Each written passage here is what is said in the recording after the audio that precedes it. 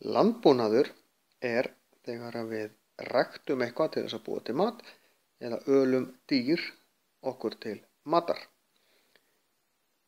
Hér áður fyrr þá var landbúnaður fyrst og fremst leið til þess að halda lífi, þar að segja, rækta sér sinn eigin mat.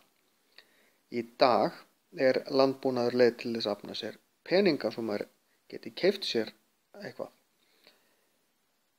Landbúnaður alls konar í dag, allt frá litlum búum sem nú tiltölulega algengt á Íslandi, þó svo bú á Íslandi hafi verið að stækka síðustu áratugi.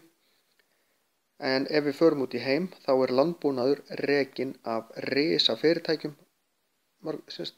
oft, og þetta á lítið skylt við þann landbúnað sem við sjáum til dæmis á Íslandi.